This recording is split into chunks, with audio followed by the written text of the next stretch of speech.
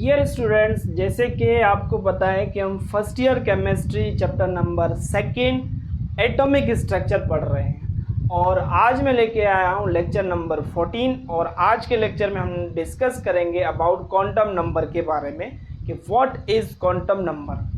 तो स्टूडेंट्स देखें, जो क्वांटम नंबर होते हैं that is how can you define the set of numerical values, ठीक है, the set of numerical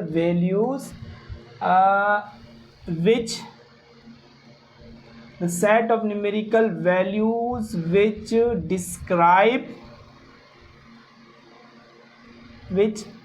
describes the position or you can say location किसकी of electron in an atom। किसी भी atom में electron की position को, electron की location को डिटरमाइन करने के लिए, डिस्क्राइब करने के लिए हम सेट ऑफ न्यूमेरिकल्स की वैल्यूज़ यूज़ करते हैं, उसे हम नाम देते हैं स्टूडेंट्स क्वांटम नंबर। ठीक है, you can say the set of numerical values which specify the position of electron in atom is called quantum numbers. जैसे स्टूडेंट्स हमारी आइडेंटिटी जो है CNIC से हो सकती है, CNIC से हमारा यानी कि कंप्लीट यानी कि इंफॉर्मेशन मिल सकती है। हर इंसान की अपनी अपनी CNIC होती है, ठीक है। तो इसी तरीके से एक इलेक्ट्रॉन की CNIC क्या है, इलेक्ट्रॉन की कंप्लीट इंफॉर्मेशन, कंप्लीट लोकेशन जो है वो इन सेट ऑफ न्यूमेरिकल्स से हमें पता चलती है, दैट इज़ क्वांटम नंबर। और ये क्वांटम नंबर्स कितने होते हैं? तो students there are 4 types of quantum numbers हैं जिनको यूज़ करके हम इलेक्ट्रॉन की पोजीशन को डिटरमाइन करेंगे। तो we can say there are 4 types of different quantum number। ठीक है, अब वो कौन कौन से स्टूडेंट्स? एक है हमारे पास जिसको हम नाम देते हैं प्रिंसिपल क्वांटम नंबर। एक मिनट, एक है हमारे पास जिसको हम स्टूडेंट नाम देते हैं that is a principal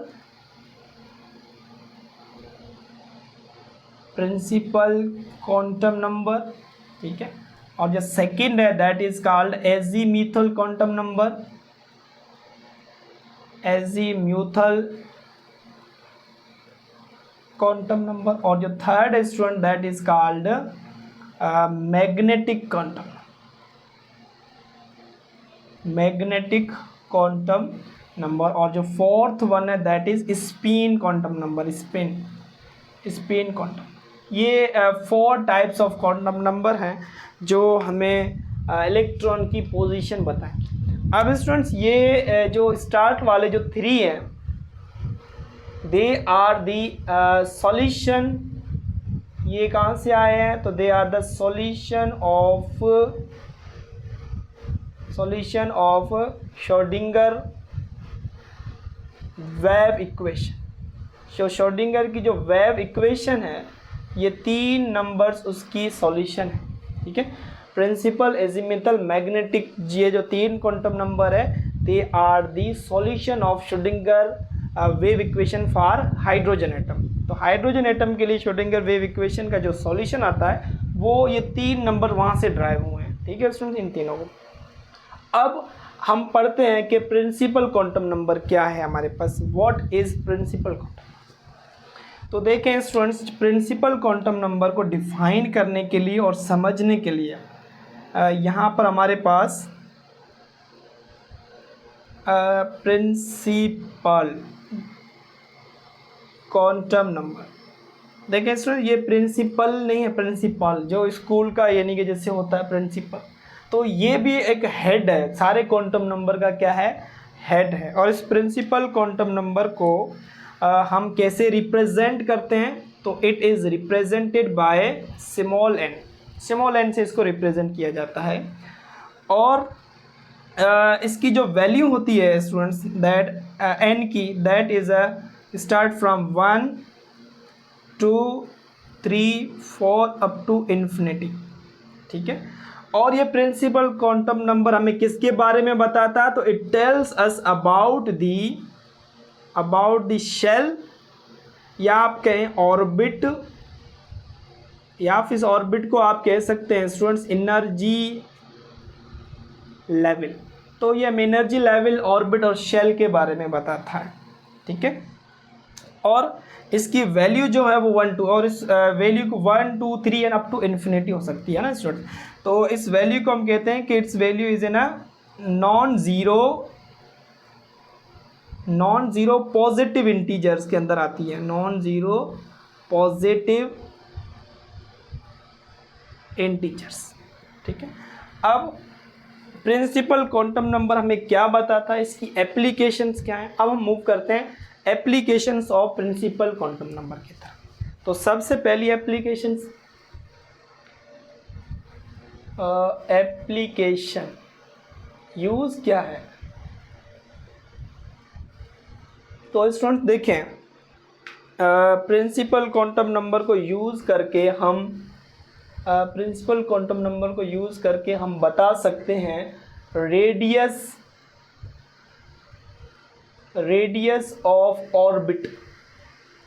students orbit का अगर हमने रेडियस जानना है तो हम क्या करेंगे, प्रिंसिपल क्वांटम नंबर से हमें किसी भी ऑर्बिट का रेडियस पता चलता है कि इस ऑर्बिट का रेडियस क्या होगा। ठीक है, कम होगा कि ज़्यादा होगा। अगर n की वैल्यू ज़्यादा है, ठीक है, तो वहाँ पर ऑर्बिट का जो रेडियस है वो भी ज़्यादा होगा। अगर n की वैल्यू कम है तो रेडियस ऑफ ऑर्बिट भी कम होगा। अब किस तरीके से फाइंड करते हैं रेडियस, जैसे अगर मैं बात करूं हाइड्रोजन एटम की, फॉर हाइड्रोजन एटम की अगर मैं रेडियस फाइंड करूं तो हम पढ़ के आए हाइड्रोजन एटम के रेडियस का nth फार्मूला कि that is 0.529 angstrom multiply by n square.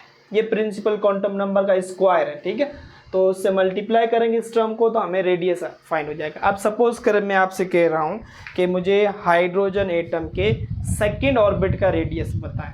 कौन से ऑर्बिट का स्टूडेंट्स, सेकंड ऑर्बिट का रेडियस बताएं, सेकंड ऑर्बिट का रेडियस। तो अब सेकंड ऑर्बिट के रेडियस को जानने के लिए हमें प्रिंसिपल क्वांटम नंबर रखना होगा, और वो सेकंड ऑर्बिट के लिए n की वैल्यू क्या होगी, 2 होगी। ठीक है, तो यानी कि हम हाइड्रोजन का जो और सेकंड ऑर्बिट है उसका रेडियस इजीली फाइंड कर सकते हैं। कैसे, ये फार्मूला लगा के 0.529 एंगस्ट्रॉन, और यहाँ पर ये प्रिंसिपल क्वांटम नंबर की वैल्यू क्या है सेकंड ऑर्बिट के लिए, सेकंड ऑर्बिट के लिए प्रिंसिपल क्वांटम की वैल्यू है स्टूडेंट हमारे पास 2। ठीक है, तो यहाँ पर हम लिख देंगे 2 का स्क्वायर। तो इसको अगर हम सॉल्व करेंगे 2 का square 4, then 4 multiply by this term, the answer will be 2.11 angstrom. तो ये यानी कि रेडियस है सेकंड ऑर्बिट ऑफ हाइड्रोजन का। तो इस तरीके से हम डिफरेंट ऑर्बिट ऑफ हाइड्रोजन का रेडियस कैलकुलेट करते हैं by using principal quantum number. तो ये फर्स्ट एप्लीकेशन। सेकंड एप्लीकेशन क्या है, तो सेकंड ये है कि स्टूडेंट्स हम प्रिंसिपल क्वांटम नंबर को यूज़ करके energy of electron can be determine कर सकते। एनर्जी ऑफ इलेक्ट्रॉन की एनर्जी हम बता सकते हैं प्रिंसिपल क्वांटम नंबर को यूज़ करके। जैसे हम पढ़ के आए हैं, हमने हाइड्रोजन की जो अंदर इलेक्ट्रॉन मौजूद है उसकी एनर्जी कैलकुलेट की थी, डेरिवेशन भी की थी लास्ट लेक्चर्स के अंदर। तो क्या फार्मूला है energy of electrons nth shell के अंदर, तो हमने कहा था कि that is -13 divide by n square. n is a principal quantum number, और ये हमारे पास आएगी किस यूनिट में, किलो जूल पर मोल में। ठीक है हो गया स्टूडेंट। यानी कि एनर्जी ऑफ इलेक्ट्रॉन को डिटरमाइन करने के लिए भी हमें प्रिंसिपल क्वांटम नंबर की वैल्यू आनी चाहिए। फर्स्ट ऑर्बिट के लिए प्रिंसिपल क्वांटम नंबर की वैल्यू 1 होगी, तो 1 का स्क्वायर रखेंगे तो हमें पता चल जाएगा कि फर्स्ट ऑर्बिट की एनर्जी क्या है। ठीक है, सेकेंड ऑर्बिट के लिए n की वैल्यू 2 होगी, तो 2 का स्क्वायर रखेंगे, मल्टीप्लाई करेंगे, डिवाइड करेंगे सॉरी, तो हमें एनर्जी पता चल जाएगी। ठीक हो गया। उसके बाद student third, that is a size of orbit या फिर साइज ऑफ शेल, कि किसी ऑर्बिट की साइज या शेल क्या है, that is directly proportional to principal quantum number. ठीक है, प्रिंसिपल क्वांटम नंबर के डायरेक्टली प्रोपोर्शनल है ऑर्बिट की साइज। ठीक है, अब मैं आपसे कहूँ, सवाल है मेरा आपसे कि मेरे पास दो ऑर्बिट हैं, मेरे पास दो ऑर्बिट है, एक की n की वैल्यू है 1 और दूसरे ऑर्बिट की n की वैल्यू है 2। आप मुझे बताएं इन दोनों में से कौन से ऑर्बिट की साइज जो है वो ज़्यादा होगी। ठीक है, साइज किसकी ज़्यादा होगी स्टूडेंट, जिसके प्रिंसिपल क्वांटम नंबर की वैल्यू ज़्यादा होगी, 2 होगी, है ना, तो इसकी साइज क्या होगी, ज़्यादा होगी। ठीक है, n हमें क्या बताता है, number of shell, number of orbit. अब यहाँ पर n की वैल्यू 1 है, इसका मतलब कि न्यूक्लियस के अराउंड एक ऑर्बिट है। n की वैल्यू 2 है, इसका मतलब कि न्यूक्लियस के अराउंड 2 ऑर्बिट है, तो न्यूक्लियस से उस सेकंड ऑर्बिट का जो फासला है वो बढ़ जाएगा, जिसे हम साइज ऑफ ऑर्बिट कहते हैं। अगर n की वैल्यू 3 हो जाएगा, इसका मतलब एक और ऑर्बिट आ गया, अब 3 शेल हो गए, तो न्यूक्लियस से लेकर वो थर्ड शेल तक का जो फासला है ये हमारा और साइज ऑफ ऑर्बिट कहलाएगा। ठीक है, तो जैसे जैसे number of shell principal quantum number की वैल्यू बढ़ती है, साइज ऑफ ऑर्बिट भी इंक्रीज होता है। जैसे स्टूडेंट हम कहते हैं ना, पीरियोडिक टेबल के अंदर टॉप टू बॉटम आते हैं, तो एटॉमिक रेडियस या साइज ऑफ ऑर्बिट ही कहते हैं, वो इंक्रीज होता है। क्यों? क्योंकि टॉप टू बॉटम आने से नंबर ऑफ शेल बढ़ते हैं, प्रिंसिपल क्वांटम नंबर जो है वो ज़्यादा होता है। जैसे फर्स्ट पीरियड का प्रिंसिपल क्वांटम नंबर क्या होगा, तो 1, क्योंकि उन एलिमेंट के अंदर एक शेल होता है, that is k। Second period में आ जाए नीचे, तो वहाँ पर जो ऑर्बिट होगा, ठीक है, सेकेंड यानी ग्रुप की बात कर रहा हूँ, ऐसे ग्रुप में first period and then second period. Second period में number of electron number of shell 2 होंगे। उसके बाद फिर नीचे आ जाए, कौन सा पीरियड आ जाएगा, थर्ड पीरियड। तो थर्ड पीरियड में नंबर ऑफ इलेक्ट्रॉन कितने आ जाएंगे, नंबर ऑफ पीरियड्स कितने होंगे, 3। तो यानी कि नंबर ऑफ ऑर्बिट्स बढ़ते हैं जब हम टॉप टू बॉटम आते हैं इन पीरियोडिक टेबल में, जिसकी वजह से साइज जो है वो एटम का इंक्रीज होता है। बहरहाल उसके बाद स्टूडेंट्स हमारे पास है fourth use of principal quantum number या फोर्थ एप्लीकेशन। फोर्थ ये कि by using principal quantum number we can find out the number of electrons in shell या फिर इन ऑर्बिट। किसी भी ऑर्बिट या शेल के अंदर कितने इलेक्ट्रॉन्स आ सकते हैं, मैक्सिमम नंबर ऑफ इलेक्ट्रॉन्स यहाँ पर लिखते हैं, मैक्सिमम नंबर ऑफ इलेक्ट्रॉन किसी भी ऑर्बिट और शेल के अंदर कितने आ सकते हैं, वो प्रिंसिपल क्वांटम नंबर से हम फाइंड आउट करते हैं। इसका हमारे पास फार्मूला है, कौन सा फार्मूला है, तो ये रहा स्टूडेंट्स फार्मूला, 2n स्क्वायर। जैसे अगर मैं कहूँ हमारे पास n की वैल्यू 1 है, 1 यानी कि फर्स्ट शेल कौन सा होता है स्टूडेंट, k शेल कहलाता है हमारे पास।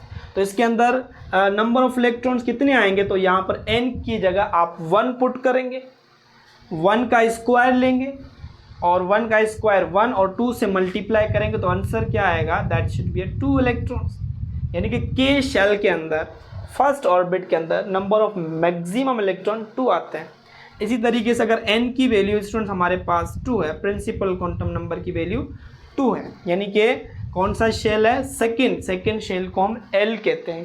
ठीक है, तो यहाँ पर नंबर ऑफ इलेक्ट्रॉन्स n की जगह पे यहाँ पर 2 पुट करें, 2 का स्क्वायर 4 मल्टीप्लाई बाय 2, तो यहाँ पर हमारे पास स्टूडेंट आ जाएंगे 8 इलेक्ट्रॉन्स। इसी तरीके से अगर हमारे पास n की वैल्यू हो जाए स्टूडेंट 3, तो कौन सा शेल होगा, KL और यहाँ पर शेल नंबर होगा M। n की जगह पे क्या वैल्यू पुट करेंगे 3 का स्क्वायर 9 मल्टीप्लाई 2 दैट इलेक्ट्रॉन्स कितने आएंगे स्टूडेंट्स उसमें 80। इसी तरीके से अगर हमारे पास शेल नंबर है 4, n की वैल्यू 4 है, फोर्थ ऑर्बिट, तो वहाँ पर फोर्थ ऑर्बिट को हम कहेंगे n, और n के अंदर नंबर ऑफ इलेक्ट्रॉन 4 मल्टीप्लाई 4 का square 16 multiply by 2 that is n के अंदर 32 इलेक्ट्रॉन्स आते हैं मैक्सिमम, यानी कि नंबर ऑफ इलेक्ट्रॉन भी हम फाइंड आउट करते हैं by using n principal quantum. तो स्टूडेंट्स ये था हमारे पास प्रिंसिपल क्वांटम नंबर। अब हम सेकेंड क्वांटम नंबर की तरफ मूव करते हैं, that is azimuthal quantum number.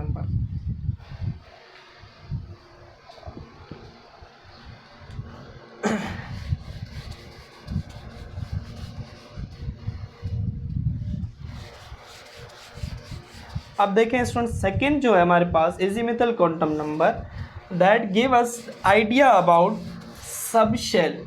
ये हमें ना सब शेल के बारे में बताते हैं। बहरहाल पढ़ते हैं, हेडिंग देंगे सेकंड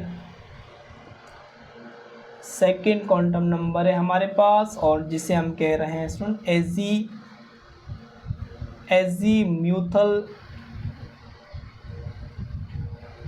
तो एजीमिथल क्वांटम नंबर, अब students azimuthal quantum number is also known as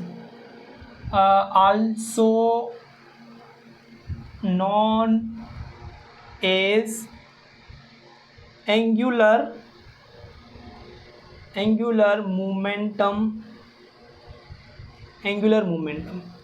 momentum quantum number, और that is denoted by L से इसको हम रिप्रेजेंट करते हैं।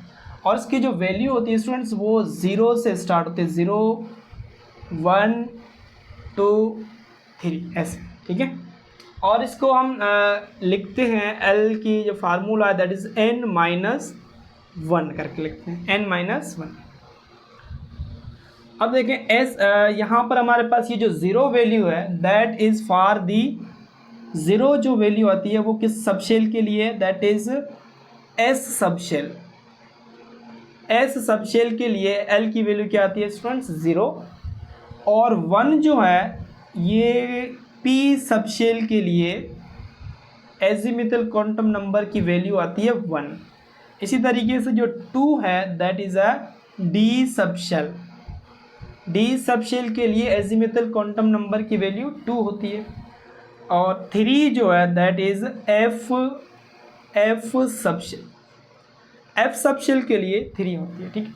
अब ये कैसे पता चलता है, ये स्टूडेंट जब हम स्पेक्ट्रम की हमने स्टडी की हाई रेजोल्यूशन ऑफ स्पेक्ट्रोमीटर से, तो पता चला कि ये जो एस सबशेल है, ये एस सबशेल की जो स्पेक्ट्रल लाइन थी वो शार्प लाइन थी, it produce the sharp spectral line, इस वजह से इसको एस सबशेल का नाम दिया।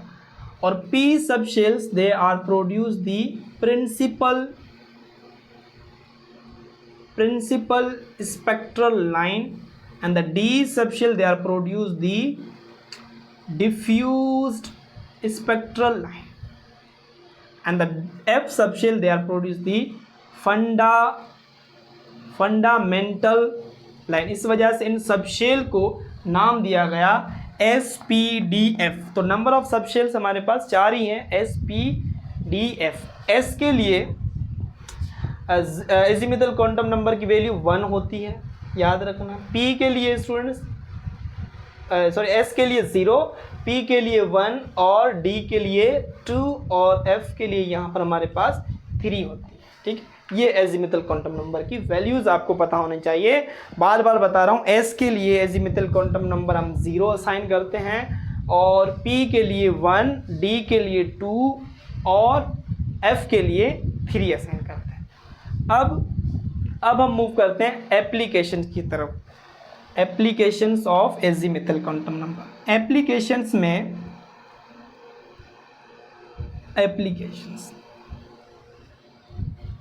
ठीक है। तो एप्लीकेशन में सबसे पहले एजीमिथल क्वांटम नंबर की मदद से हम फाइंड कर पाते हैं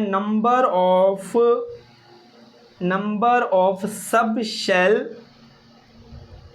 इन ऑर्बिट, किसी ऑर्बिट में, और ऑर्बिट को हम शेल भी कहते हैं, यानी कि किसी शेल में या ऑर्बिट में नंबर ऑफ सब शेल कितने होंगे, ठीक है, ये हम एजीमुथल क्वांटम नंबर को यूज़ करके फाइंड आउट कर सकते हैं। अब हमारे पास ये रहे, मैं यहाँ पर ले रहा हूँ ऑर्बिट, ऑर्बिट जिसे हम शेल भी कह रहे हैं, है ना, और ये रहे हमारे पास सब शेल, ठीक है, सब शेल को हम सब एनर्जी लेवल भी कह रहे हैं, सब एनर्जी लेवल। तो किसी भी शेल के अंदर कितने सब शेल आएंगे ये हमने देखना है, ठीक है। तो इसको हम कैलकुलेट भी कर सकते हैं बाय यूजिंग फार्मूला, ठीक है, फार्मूले की मदद से भी, या फिर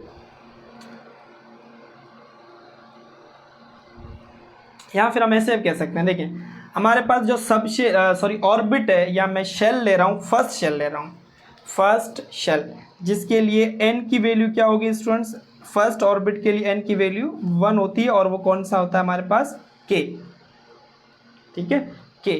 तो k के अंदर सब शेल कितने होंगे, फार्मूला n-1 पर लिखा हुआ एजीमुथल क्वांटम नंबर होता है हमारे पास, L इज इक्वल टू, यहाँ पर लिख रहा हूँ azimuthal quantum number is equal to n-1, ठीक है।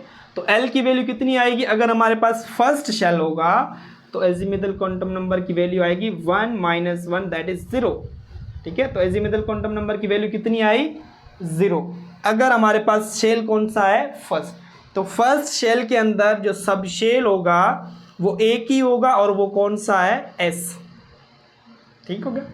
अब मैं सेकेंड शेल की अगर बात करूं तो सेकेंड शेल हमारे पास n की वैल्यू क्या होती है, 2, जिसे हम कहते हैं L शेल।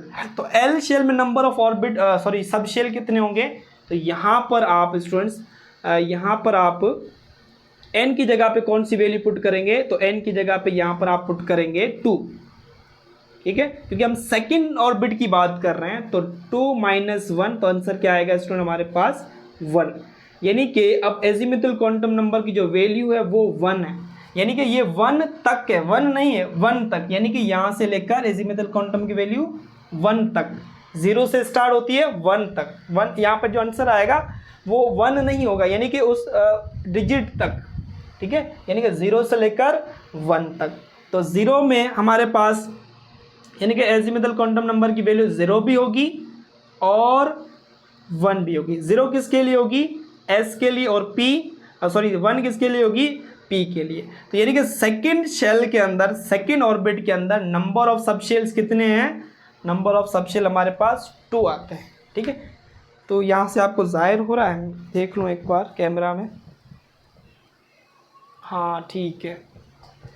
अब देखें स्टूडेंट्स, अगर हम n की वैल्यू 3 रखें, ठीक है, अगर हम n की वैल्यू 3 रखें, यानी कि अगर मैं आपसे पूछूं थर्ड शेल के अंदर नंबर ऑफ सब शेल कितने होंगे, 1। अब हम बात करते हैं स्टूडेंट्स थर्ड शेल के अंदर, यहाँ पर 2 रखा सेकेंड शेल, और यहाँ पर मैं नंबर ऑफ शेल, और हम बात कर रहे हैं नंबर ऑफ सब शेल की।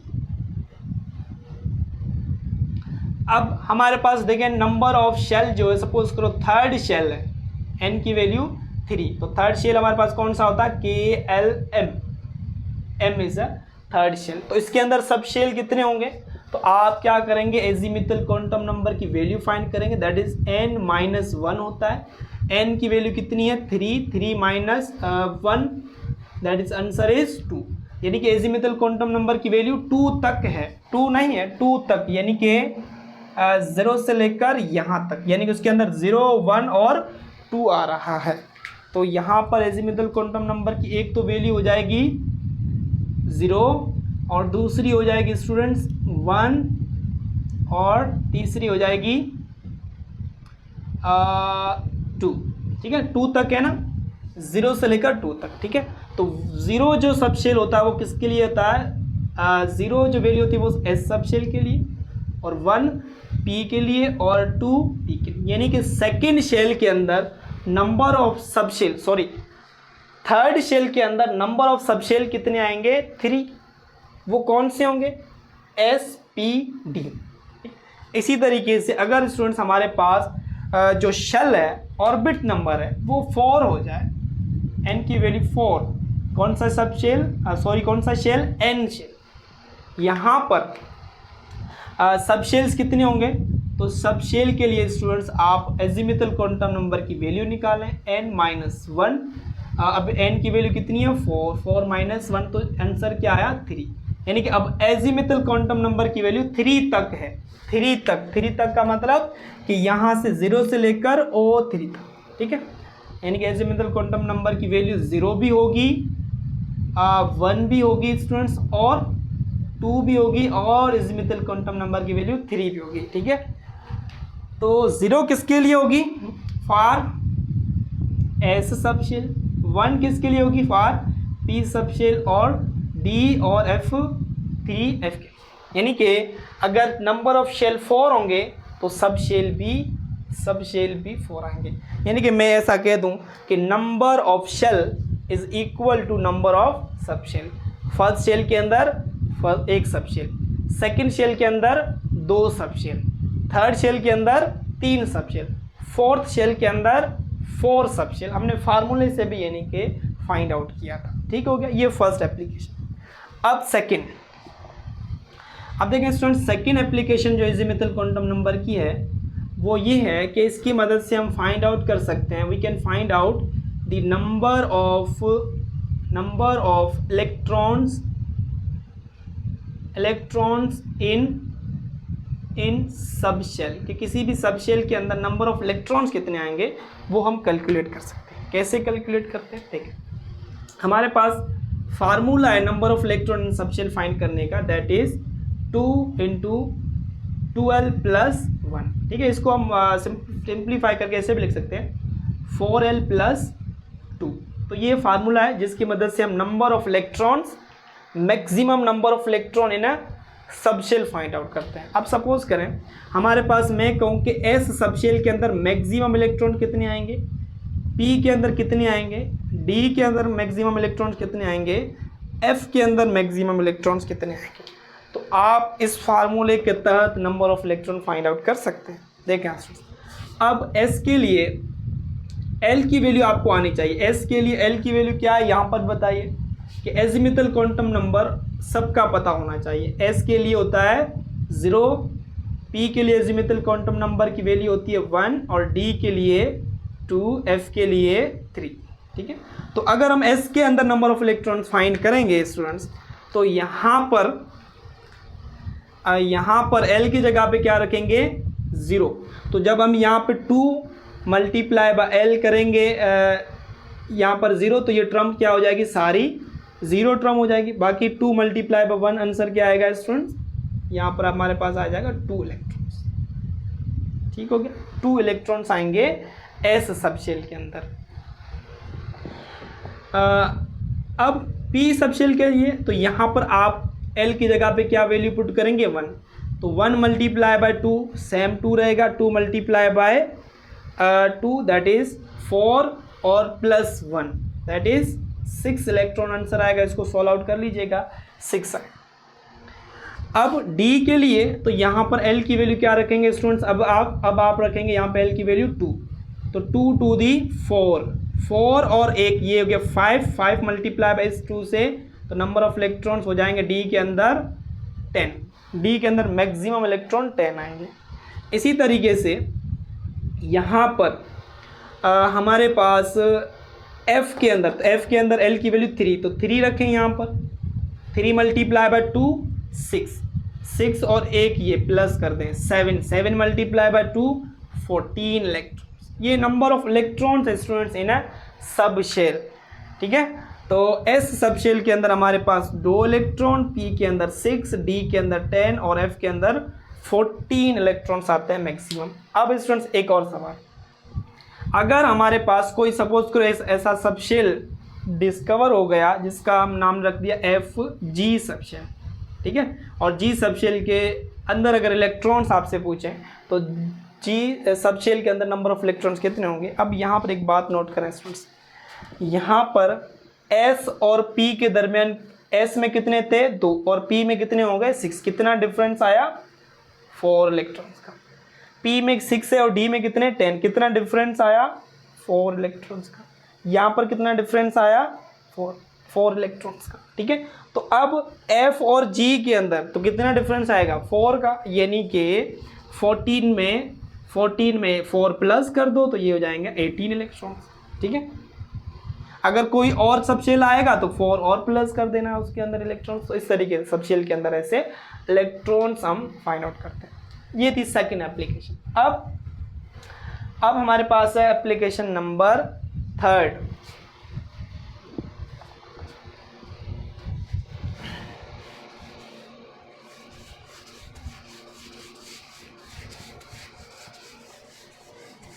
Student third application of azimuthal quantum number वो ये है कि it use to find out the shapes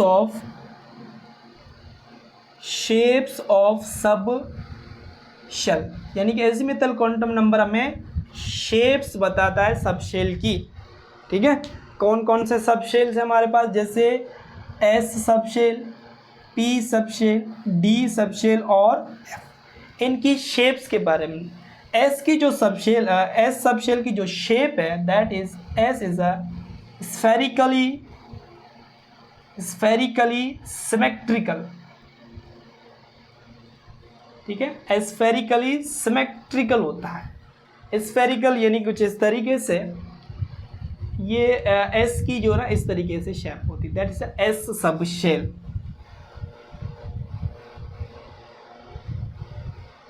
spherically symmetrical का मतलब ये कि इसको कहीं से भी कट कर दें तो इसके अंदर जो इलेक्ट्रॉन डेंसिटी की जो डिस्ट्रीब्यूशन है वो यूनिफॉर्म होती है। इस वजह से ये एस इज अ सिमेट्रिकल, कि आइदर आप इसको एक्स एक्सिस ले लें, वाई एक्सिस या फिर जेड एक्सिस, इलेक्ट्रॉन की जो डिस्ट्रीब्यूशन है वो यूनिफॉर्म होती है। इस वजह से it is a symmetrical spherical. और पी सबशेल की जो शेप होती है it is a dumbbell shape. P is a dumbbell like shape होती है इसकी, कुछ इस तरीके से कि ये पी सबशेल्स। ठीक है, ये रहा हमारे पास पी सबशेल।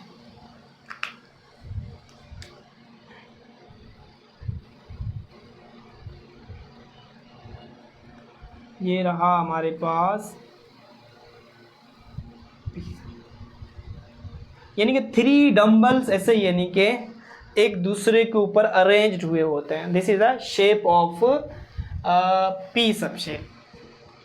तो एक लोब की तरफ पॉजिटिव, दूसरे की तरफ निगेटिव, पॉजिटिव निगेटिव पॉजिटिव, इस तरीके से इनको नाम देते हैं। ये हम मैग्नेटिक क्वांटम नंबर में पढ़ेंगे कि इन 3 डम्बल्स के अलग अलग नाम हैं। ठीक है स्टूडेंट्स, जब इन पी सबशेल को हम मैग्नेटिक फील्ड देंगे तो इन मैग्नेटिक फील्ड में ये पी सबशेल अपने आप को स्पेस के अंदर अलग अलग पोजीशन पे अरेंज कर देते हैं, एक्स वाई और जेड प्लेन पे। ठीक है, फिर हम उनको ऑर्बिटल का नाम देंगे, आगे चल के मैग्नेटिक क्वांटम नंबर में बताएंगे। तो बहरहाल उसके बाद अगर डी सबशेल की अगर शेप की बात करें तो इसकी वैसे तो बहुत कॉम्प्लिकेटेड शेप होती है, मगर काफ़ी बुक के अंदर ऐसे सॉसेज लाइक शेप लिखी हुई है कि कुछ इस तरीके से इसकी शेप होती है स्टूडेंट्स।